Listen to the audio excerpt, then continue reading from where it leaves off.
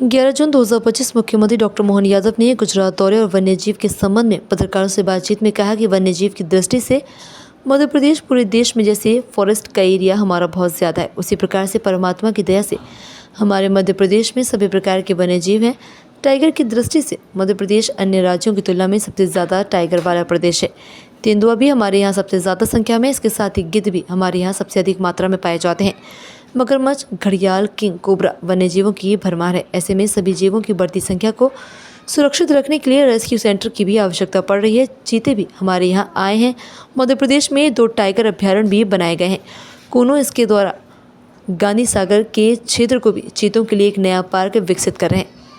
मुख्यमंत्री मोहन यादव ने कहा कि अधिकारियों से चर्चा करके रेस्क्यू पार्क विकसित करने की बात चल रही है। अभी मध्य प्रदेश के भोपाल में एकमात्र रेस्क्यू पार्क है, क्योंकि जानवर जब बीमार या किसी कारणवश घायल होता है तो उसको सही समय पर इलाज बहुत ज़रूरी है।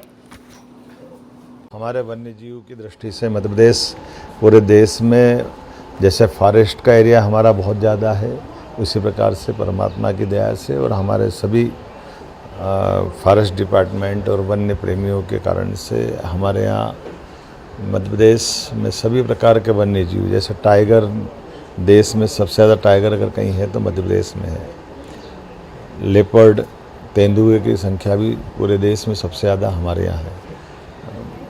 गिद्ध, वल्चर, ये भी पूरे देश में सबसे ज़्यादा हमारे अपने राज्य के अंदर ही है। मगर, घड़ियाल, अब तो हमारे यहाँ किंग कोबरा भी लेकर के आए हैं। ऐसे में सभी जीवों के बढ़ती संख्या को सुरक्षित रखने के लिए रेस्क्यू सेंटर की भी आवश्यकता पड़ रही है। जब चीता भी हमारे यहाँ आए हैं और दूसरे टाइगर अभयारण्य 2 हमने बनाए हैं।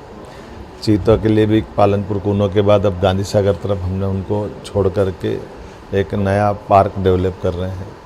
तो उनमें हमारे अपने कई अधिकारियों को मैंने भेजा है कि हमारे यहाँ रेस्क्यू सेंटर संभाग स्तर पर स्थापित होना चाहिए। अभी एकमात्र रेस्क्यू सेंटर हमारा अकेला भोपाल वन विहार में है, क्योंकि जानवर जब घायल होता है तो उसको सही समय पे सही इलाज मिल जाए और उसी आबो हवा से वापस उसको छोड़ दें। कई बार हमने महाकौशल से पकड़ के लाए और उसको रेस्क्यू करके भोपाल में रखते हैं तो उसको यहाँ के वातावरण आबो हवा में दिक्कत आती है। इसी प्रकार से हमारे यहाँ जब पर्यटकों की संख्या बढ़ रही है तो उस दृष्टि से हमारे यहाँ जू भी बढ़ना चाहिए। तो जू की दृष्टि से भी हमने पिछले बजट में भी 2 जू करने की घोषणा की थी और कोशिश कर रहे हैं धीरे धीरे करके पूरे संभाग केंद्रों पर भी हम ये वन्य प्राणियों की जन जागरूकता के साथ साथ उनकी देखरेख करते हुए और ख़ास करके बूढ़े, अपारिज, लावारिस, इस प्रकार के वन्य प्राणी जिनको उनका जीवन बचाया जा सके, जिससे कई बार गाँव में जंगल में घटना होती है उससे भी बचा जा सकता है।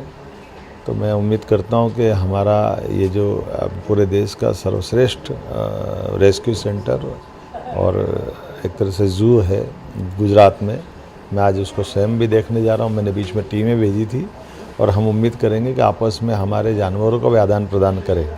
जो हमारे यहाँ जानवर अधिकता में है उनको ज़रूरत होगी या वो रेस्क्यू से उनको सुविधा से बचा सकते हैं, तो आपस में हर एक प्राणी की रक्षा भी कर सकें और इस तरह से हमारे राज्य में भी क्या विकास हो सकता है। हमने बीच में कोशिश की हमारे विश्वविद्यालयों के अंदर वेटनरी हॉस्पिटल खोलने की, वेटनरी कोर्स खोलने की, ताकि अधिकांश ऐसे जो वन्य जीवों से संबंधित चिकित्सक भी तैयार हो सके। मैं उम्मीद करूँगा कि सरकार यशस्वी प्रधानमंत्री के नेतृत्व में सभी क्षेत्रों में जब काम कर रही है तो हमारे यहाँ वन्य संपदा और वन्य जीवों से जुड़े मसले पे काफ़ी काम कर सकते हैं।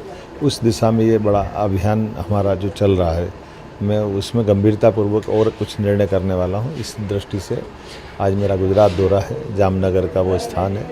हम तो आपके माध्यम से ये भी अपील करेंगे कि कभी बाकी को भी मौका मिले तो वन्य प्राणियों से अपनी निकटता बढ़ाइए और कभी कोई इस कारण से कोई वन्य प्राणी खतरे में दिखाई दे, किसी की जान पर संकट आ जाए तो नज़दीक के फॉरेस्ट ऑफिसर से या जिला प्रशासन से संपर्क करें। हम हर व्यक्ति की जिस प्रकार जान की चिंता करते हैं ऐसे वन्य जीवों के प्रति भी उतने ही गंभीर हैं। आइए हम सब मिल कर के इस इकोसिस्टम का चिंता करें। बहुत धन्यवाद।